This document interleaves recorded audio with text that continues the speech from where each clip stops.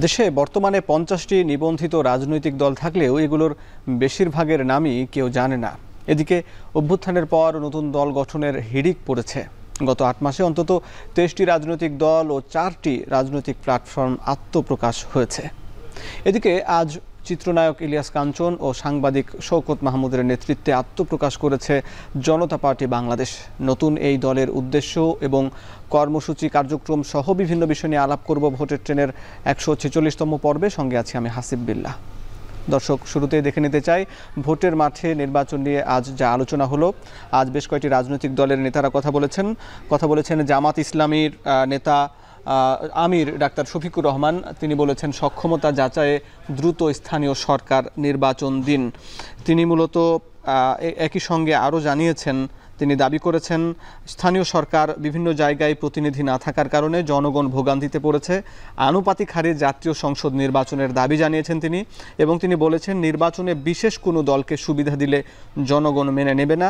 বিশেষ দল বলতে বিএনপি নাকি এনসিপি নাকি অন্য কোনো রাজনৈতিক দল কে বুঝিয়েছেন সেটি স্পষ্ট করেননি। এদিকে বিএনপির সিনিয়র যুগ্ম মহাসচিব রুহুল কবির রিজভী বলেছেন নির্বাচনের বিকল্প হিসাবে সংস্কারকে দাঁড় করানো হচ্ছে।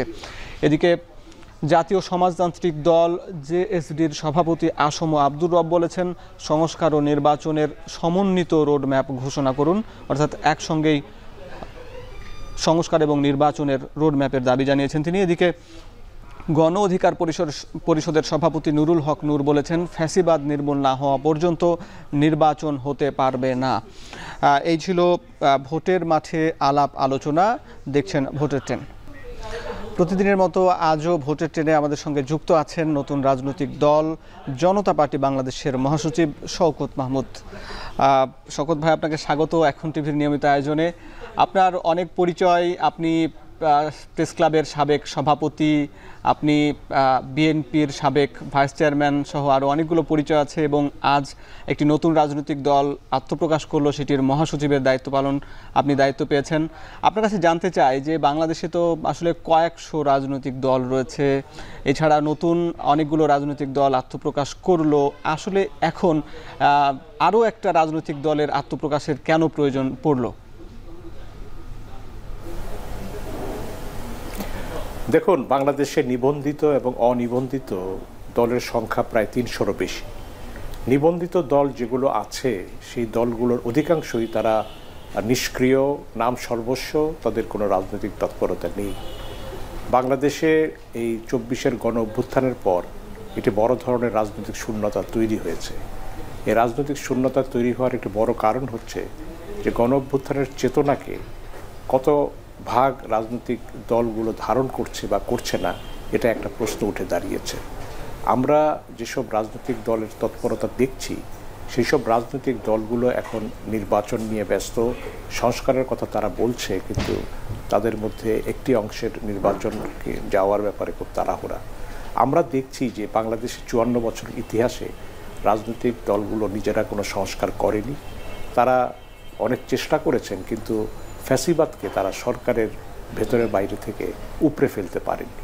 যেহেতু গণ অভ্যুত্থান এমন একটি স্লোগান এবং দাবি নিয়ে এসছে যে ফ্যাসিবাদী শেখ হাসিনার পতন এবং ফ্যাসিবাদকে চিরতর নির্মূল করার জন্য একটি নতুন রাজনৈতিক বন্দোবস্ত তৈরি করা। আমরা মনে করি ৭১-এর চেতনা এবং ২৪-এর চেতনায় রাষ্ট্র যেহেতু নতুন করে সাজবে, সেই সাজার প্রক্রিয়ায় কিন্তু রাজনৈতিক দলগুলো, প্রচলিত রাজনৈতিক দলগুলো কিন্তু তেমন সাড়া দিচ্ছে না। আমাদের এটা অত্যন্ত দুঃখের সঙ্গে বলতে হচ্ছে, বাংলাদেশের অধিকাংশ রাজনৈতিক দল এখন বড় দু একটি দলের পেছনেই তারা ঘুরছে, এবং তারা মূলত এই নির্বাচনী গাঠবন্ধন বা জাতীয় সরকারে তাদের স্থান হবে কিনা এসব নিয়ে তারা বার্গেনিংয়ে ব্যস্ত। কিন্তু রাষ্ট্রের যে মৌলিক যে চাহিদা, জনগণের যে চাহিদা, সেই চাহিদা পূরণে কেউ কথা বলছে না। এবং আমরা দেখছি যে আন্তর্জাতিক বিষয়ে বাংলাদেশের এই প্রচলিত রাজনৈতিক দলগুলো নীরব রয়েছে। যেমন একটি উদাহরণ দিই, যেমন এই গণ অভ্যুত্থানের চেতনার একটা বড় বিস্ফোরণ হয়েছে ভারত বিরোধী চেতনার কারণে। কারণ ভারত বাংলাদেশের ফ্যাসিবাদকে তোষণ এবং পোষণ করেছে। কিন্তু আমরা এখন দেখছি যে রাজনৈতিক দলগুলো ক্ষমতায় যাওয়ার জন্য তারা ভারতকে খুশি করার চেষ্টায় ব্যস্ত হয়ে পড়েছে। এটা হচ্ছে গণ অভ্যুত্থানের চেতনার পরিপন্থী তাদের তৎপরতা। আমরা মনে করি বাংলাদেশে এখন একটি রাজনৈতিক শূন্যতা তৈরি হয়েছে। এবং এই শূন্যতার মধ্য দিয়ে তরুণরা যেই পরিস্থিতি তৈরি করেছে সফল গণঅভ্যুত্থানের মধ্য দিয়ে, সেখানে নতুন নতুন রাজনৈতিক দল এবং ইমানি দল আবির্ভূত হওয়ার একটা সম্ভাবনা দেখা দিয়েছে। বাংলাদেশে প্রত্যেকটি গণঅভ্যুত্থানের পরে নতুন দলের আবির্ভাব ঘটে। আমরা দেখেছি ৭৫-এর ৭ই নভেম্বরের জাতীয় বিপ্লবের পর বিএনপির জন্ম হয়েছে বাংলাদেশি জাতীয়তাকে সামনে রেখে, আরও কতগুলো দল নতুন করে এসছিল। অতএব এখানে নতুন দলের আগমন হঠাৎ হিড়িক পড়া, এটা এমন কোনো কারণ নয় যে রাষ্ট্র থেকে সুবিধা নেওয়ার জন্য এই দলগুলো হয়েছে। এসব দলের অধিকাংশই কিন্তু আগেই রেজিস্ট্রেশন করেছিল, তারা এখন হয়তো অনুমতি পাচ্ছে নির্বাচন কমিশনের উদারতার কারণে। এরা আগে থেকেই অ্যাপ্লাই করেছিল। তো আমি যেহেতু নতুন রাজনৈতিক দল যেগুলো আসছে, এগুলোর মধ্যে আবার দুটি ভাগ আছে। এরা কেউ কেউ বি টিম হিসাবে আসছে। বি টিম অর্থাৎ তারা এ টিমের সঙ্গে তারা জোটবদ্ধ হবে, এই আশায় তারা আসছে যে সংসদ নির্বাচনে যদি একটি আসনে পাওয়া যায়, সেই কারণে তারা এগুলো করছে। মূলত জনগণের পক্ষে কথা বলার জন্য, সাহসী ভূমিকা রাখার জন্য, রাষ্ট্রকে নতুন চেতনায় করবার জন্য কিন্তু তাদের তাগিদটা কম। সেই কারণে আমরা মনে করেছি যে আমাদের একটি নতুন রাজনৈতিক দল হওয়া উচিত, যারা গণঅভ্যুত্থানের চেতনাকে সামনে নিয়ে রাষ্ট্রকে নতুন করে সাজানোর কাজে সহায়তা করবে এবং জনগণের পক্ষে সত্যিকার অর্থে কথা বলার চেষ্টা করবে। এই জন্যই আমাদের এই নতুন রাজনৈতিক দলের জন্ম হয়েছে। জি, আপনাকে ধন্যবাদ। আপনি পরিষ্কার করেছেন আপনাদের রাজনৈতিক দল গঠনের প্রক্রিয়া নিয়ে, উদ্দেশ্য নিয়ে আমরা আলাপ করব আপনার সঙ্গে। আপনি যুক্ত থাকুন। দর্শক দেখছেন ভোটের ট্রেন, নিচ্ছে একটা বিরতি, ফিরছি একটু পরেই।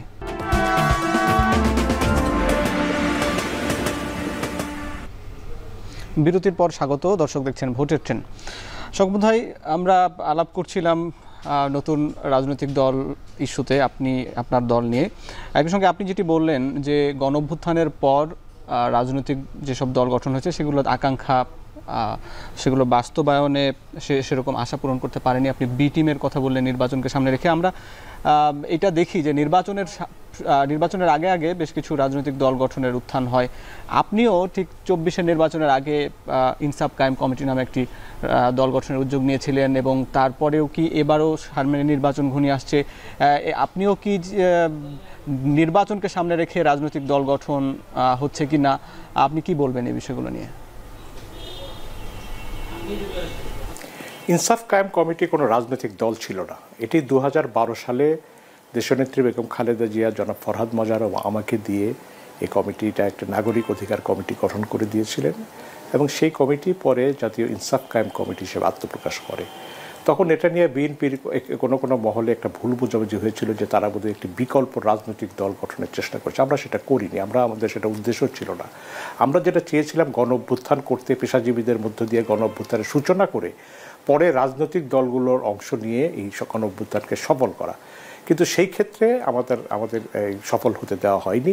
কিন্তু বস্তুত আপনি দেখবেন যে ইনসাফ কায়েম কমিটির যেই আদর্শ বা যেই লক্ষ্যকে তারা জাতির সামনে এনেছিল, ছাত্ররাই কিন্তু এই রাজনৈতিক দলগুলোর ব্যর্থতার কারণে ছাত্ররাই অরাজনৈতিক গণ অভ্যুত্থান ঘটিয়েছে ওই ইনসাফ কায়েম কমিটির বর্ণিত আদর্শের বাস্তবায়নের মধ্য দিয়েই। তো সেই কারণে এটা ইনসাফ কায়েম কমিটি কোনো নির্বাচনের লক্ষ্যে, অংশগ্রহণের লক্ষ্যে ছিল না, ও গণ অভ্যুত্থান ছিল তার মূল লক্ষ্য। এখনও আমরা যেটা করছি সেটা প্রক্রিয়া আসলে ২-৩ বছর আগের থেকেই শুরু হয়েছিল। এটি কালক্রমে আমরা এই পর্যায়ে পৌঁছেছি। শুধুমাত্র নির্বাচন নয়, দেশের সকল ইস্যুতে ভূমিকা রাখার জন্য। নির্বাচন অবশ্যই গুরুত্বপূর্ণ এবং নির্বাচনের আগে সংস্কারও গুরুত্বপূর্ণ। আমরা নির্বাচনে যাব, কিন্তু তার আগে আমরা মনে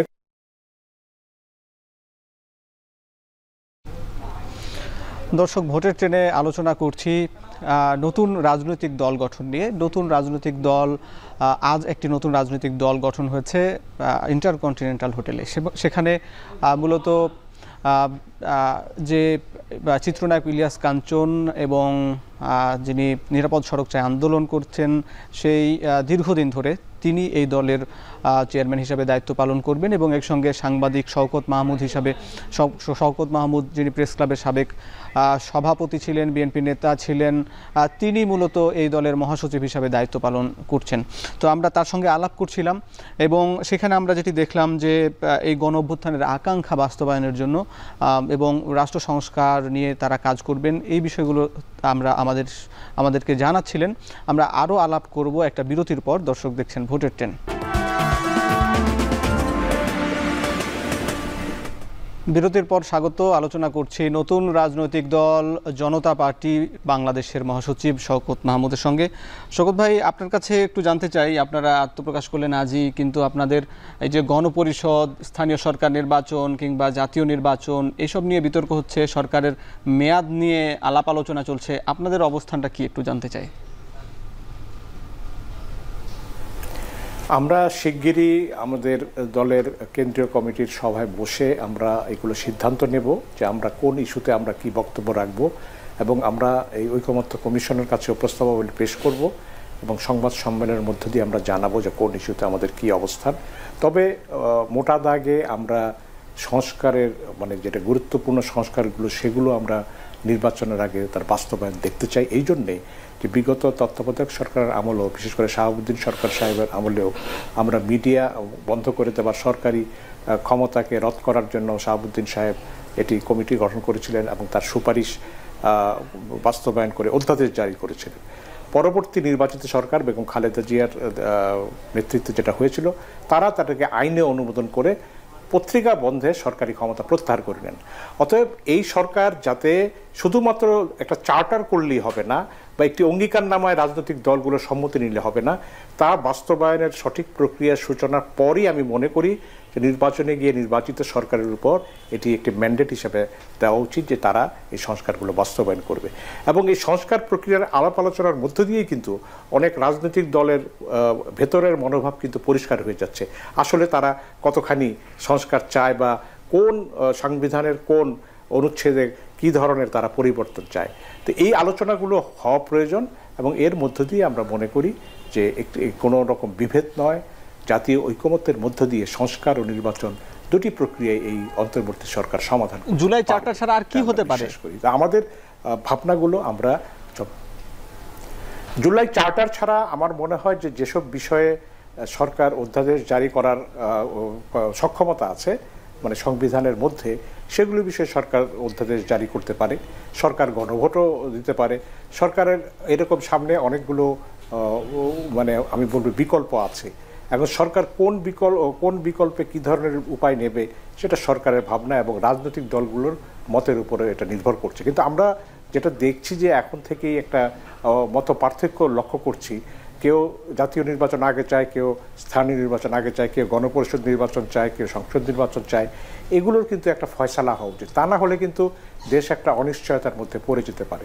সারা বিশ্বে যে অবস্থা এবং পাকিস্তান ভারতের যে অবস্থা, মিয়ানমারে যে অবস্থা, আমাদের আরাকান সীমান্তে যে অবস্থা, সব কিছু মিলেই আমাদের ভেবে দেখা উচিত দেশকে গণতন্ত্রের উত্তরণের পথ যখন মসৃণ পথে যাওয়ার একটা সমূহ সুযোগ আছে, সেই জায়গায় কিন্তু নিজেরা যদি আমরা কলহ করে সেই সুযোগটা নষ্ট করি তাহলে কিন্তু আমি মনে করি দেশ আবারও একটি আমি মনে করি খাদের কিনারায় চলে যেতে পারে। জি, অনেক ধন্যবাদ, আপনি আমাদের সঙ্গে যুক্ত ছিলেন। নির্বাচন সংস্কার সহ বিভিন্ন ইস্যু নিয়ে আলাপ হলো, আপনারা আপনাদের অবস্থান জানাবেন, সংবাদ সম্মেলন করে বললেন। দর্শক, আলোচনা করছিলাম বাংলাদেশ নতুন দল জনতা পার্টি বাংলাদেশের মহাসচিব শওকত মাহমুদের সঙ্গে। এতক্ষণ যারা সঙ্গে ছিলেন সবাইকে ধন্যবাদ জানিয়ে শেষ করছি আজকের মতো ভোটের ট্রেন।